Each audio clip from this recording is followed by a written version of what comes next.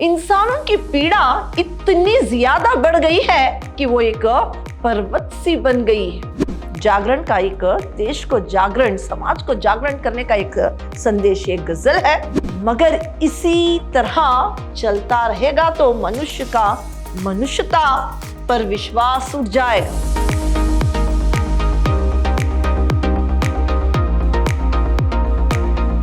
प्रणाम, मैं Rihanna yes, अति उत्तम विद्याश्रम की हिंदी प्रवक्ता। मेरे द्वितीय पीयूसी के जितने भी विद्यार्थी हैं, आप सबका मेरी कक्षा में स्वागत।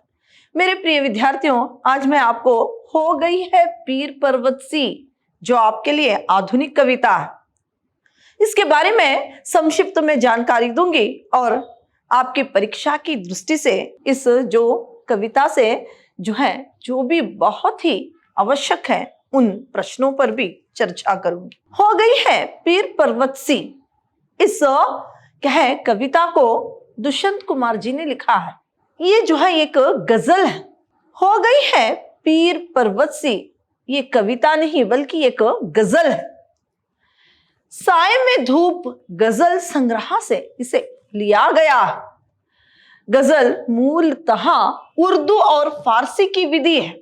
गजल मूलतः उर्दू और फारसी की एक विधि है और इस विधा को नए युग के नए संस्कार में ढालकर आपने सामाजिक और राजनीतिक सरोकारों को सटीक अभिव्यक्ति प्रदान की है। आपके गजलों की सबसे बड़ी विशेषता यह है कि जहां गजल के शेरों में एक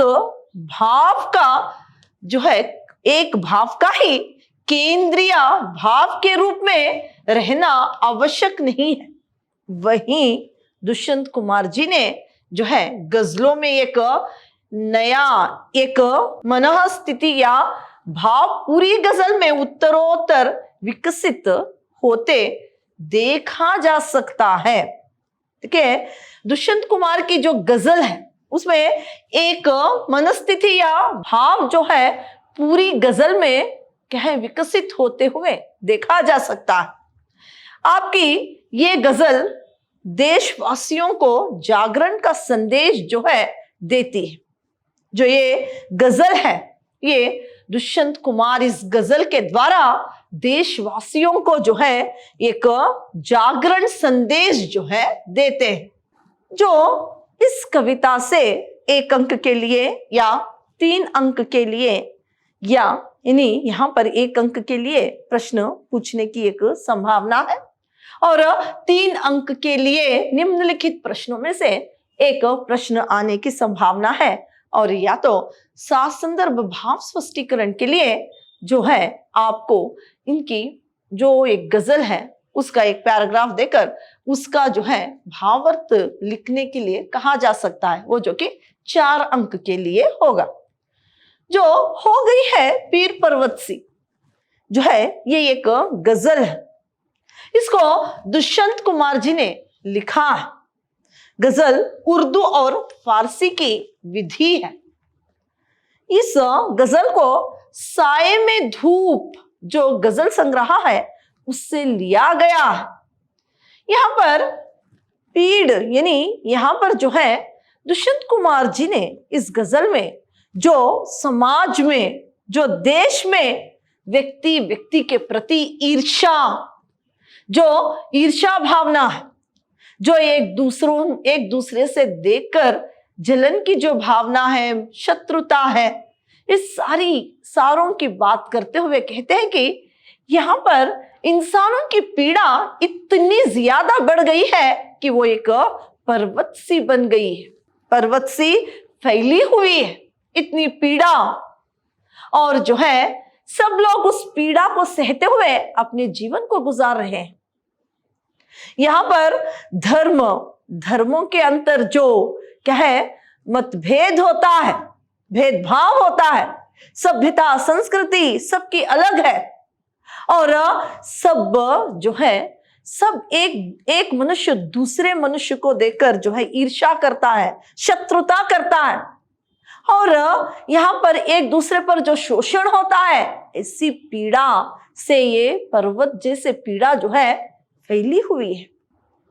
तो इस पीड़ा को सहन करना अभी क्या है, हमें क्या है, सहन करने वाला जो पीड़ित है उसे इस पीड़ा को सहन नहीं करना चाहिए। वो अपने हाथ उठाकर लहराते हुए रास्तों पर निकलना चाहिए। इस पीड़ा का निर्मूलन करने के लिए इस समाज में जो भ्रष्टाचार है, कुशासन है, और जो उसके प्रति आवाज उठानी चाहिए, ना कि इसको सहन करना चाहिए। भ्रष्टाचार जो कुशासन के प्रति जो है आवाज उठानी चाहिए, ना कि उसे सहन करना चाहिए, बल्कि अभी एक जागरण जो है वो मनुष्य में आना चाहिए। वो अपने भाग्य को कोसता हुआ, ये भाग्य में लिखा है, इसे सहन नहीं करना चाहिए, बल्कि अभी इस पीड़ा को जो है हिलाना चाहिए, इसकी बुनियाद को तोड़नी चाहिए। ये जो है ये पर्दों के जैसे हिल रही है, इसको गिराना चाहिए। ऐसी क्या है, इस पर आवाज उठाकर आगे बढ़ना चाहिए, ना कि सहन करना चाहिए। वो दुष्यंत कुमार कह रहे हैं कि मैं तो इसके निर्मूलन के लिए भरपूर प्रयास कर रहा हूं, लेकिन मेरे साथ सभी के मन में आग लगनी चाहिए। इस पीड़ा के निर्मूलन के लिए अपने हाथों को हिलाते हुए रास्तों पर लाश की तरह चलनी चाहिए और क्या है, इसका निर्मूलन करना चाहिए। फिर आगे वो कहते हैं यहाँ पर अपने अधिकारों के लिए संघर्ष करना चाहिए, अपने अधिकार को प्राप्त करना चाहिए। धर्म जाति का जो भाव भेद शोषण अत्याचार जो जड़ बना हुआ है, उस जड़ को निकालना चाहिए। और किसी ना किसी के मन में एक आग तो जलनी चाहिए, और इस जो देश की समाज की जो कुप्रथाएं हैं, जो क्या है पीड़ा है, उसका निर्मूलन करना चाहिए। इस तरह से एक जागरण संदेश है दुष्यंत कुमार जी ने इस गजल में दिया। यानी अभी पीड़ा सहन करना बंद करना चाहिए, हर एक पीड़ा को और क्या है दुख को निर्मूलन करते हुए हमें आगे बढ़ना है। सिर्फ देश की प्रगति को क्या है प्रगति की ओर देखना है और देश की प्रगति में सहयोग देना चाहिए। इस पीड़ा को जो है इसका निर्मूलन करना चाहिए, एक ऐसा संदेश जो है इस गजल में दिया। तो इस गजल के अंतर्गत जो प्रश्न बहुत ही आवश्यक है वो इस प्रकार है। एक वाक्य के प्रश्न, कवि दुष्यंत कुमार के अनुसार जनता की पीड़ा किसके समान है? जनता की पीड़ा जो है हिमालय पर्वत के समान है। पीर पर्वत हिमालय से क्या निकलनी चाहिए? पीर पर्वत से एक गंगा निकलनी चाहिए, एक गंगा जो है निकलनी चाहिए। फिर दीवार किसकी तरह हिलने लगी? दीवार जो है पर्दों की तरह हिलने लगी है। कवि के अनुसार क्या शर्त थी? बुनियाद हिलानी चाहिए, ये कवि के अनुसार एक शर्त थी। फिर सीने में क्या जलनी चाहिए? सीने में आग जलनी चाहिए। कवि दुष्यंत कुमार के अनुसार समाज में क्या फैला हुआ? कवि दुष्यंत कुमार के अनुसार समाज में अन्याय फैला हुआ है।